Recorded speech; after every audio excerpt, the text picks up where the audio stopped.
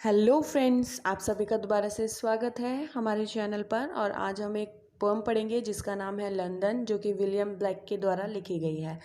तो इसमें विलियम बोलते हैं कि मैं लंदन की हर एक गली से गुजरा हूँ और मैं लंदन की एक एक गली में घूमा हूँ। तो घूमते घूमते मैं एक रिवर के पास आ गया हूँ। उन गलियों में, लंदन की उन गलियों में घूमते घूमते मैं एक रिवर के पास आ गया हूँ। और उस रिवर को देखकर जो जैसे वो फ्लो कर रही है, उसका पानी जो है वो ऐसा लगता है कि इन लोगों ने डेडिकेट कर दिया हो, यहाँ के लोगों ने डिक्टेट कर दिया हो यहाँ के पानी को। उसके बाद वो बोलते हैं कि मैं गली के जगह जगह गुजरा हूँ। मतलब मैं ऐसी कोई गली नहीं है कि मैं जहाँ पे गुजरा ना हूँ इस पूरे लंदन में। तो मैं इस लंदन की हर जगह जगह से गुजरा हूँ और जिस जिस भी इंसान से मैं मिला हूँ, क्योंकि मैं हर गली में जब घूमा हूँ तो मैं बहुत सारे लोगों से मिला हूँ। तो मैं जितने भी इंसान से मिला हूँ उन सब इंसानों के फेस पे एक वीकनेस है। और उनके नज़रों में अगर हम देखेंगे, उनके बॉडी लैंग्वेज से अगर हम महसूस कर सकते हैं, तो वो पूरे दर्द से भरे हुए हैं। मतलब पूरे तरीके से वो सैडनेस है। एक तो फेस पे उनके वीकनेस है और बॉडी लैंग्वेज से उनको पता चलता है कि वो बहुत ज़्यादा सैड है। फिर वो बोलते हैं कि मैंने हर एक दर्द की आवाज़ सुनी है। मतलब किसी ने भी मुझे अपना दर्द नहीं बताया कि मैं इसलिए परेशान हूँ, इसलिए परेशान हूँ, लेकिन फिर भी मैंने उस दर्द की आवाज़ें सुनी हैं।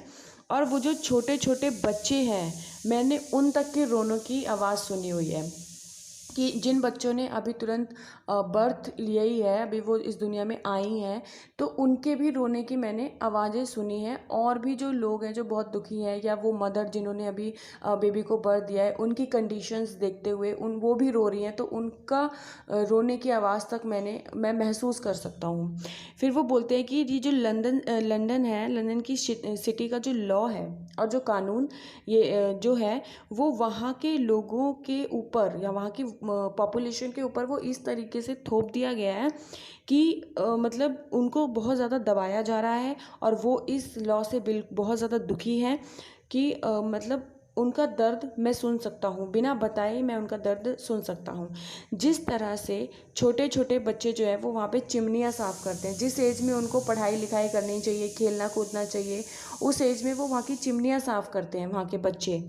तो उन बच्चों का बचपन उनसे छीन लिया गया है।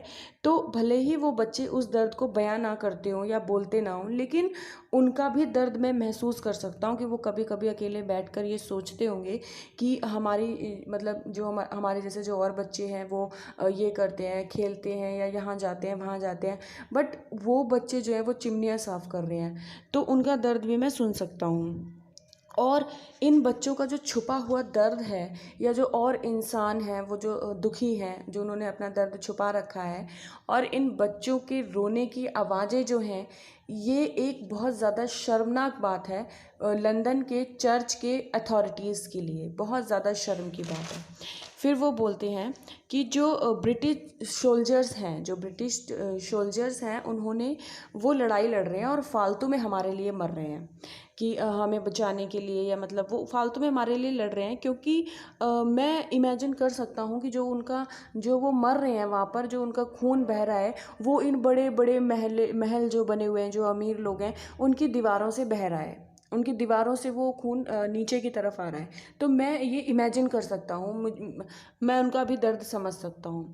फिर वो बोलते हैं कि ये सारे दर्द तो फिर भी मतलब कि ठीक है, कोई नहीं, लेकिन जो मिडनाइट में मुझे आवाज़ें सुनाई देती हैं दर्द की, जितने भी लोग दुखी हैं, उनके दर्द की जो मिडनाइट में मुझे आवाज़ सुनाई देती है, जैसे बच्चों की रोने की, वो बहुत ज़्यादा दुखी करने वाली आवाज़ होती है। मतलब दुनिया में इससे ज़्यादा दुखी करने वाली आवाज़ कोई हो ही नहीं सकती। कि फिर वो बोलती है कि कुछ जो औरतें हैं, उन्होंने जैसे अभी बेबी को जन्म दिया है, उन बच्चों की भी रोने की आवाज़ आती है, और उन औरतों की भी आती है जो उनकी कंडीशंस हैं, क्योंकि वहाँ पे गरीबी भी बहुत ज़्यादा है। तो उनकी रोने की आवाज़ और उन बच्चों की रोने की आवाज़, और वो बच्चे जिनसे बचपन छीन लिया गया, इन सब की दुखों की जो आवाज़ आती है ना, ये आवाज़ सबसे ज़्यादा दुखी करने वाली होती है। इससे बड़ा कोई दुख नहीं हो सकता। तो यहीं पे हमारी ये पोम ख़त्म होती है। Thank you to listening my voice. Thank you to all my lovely.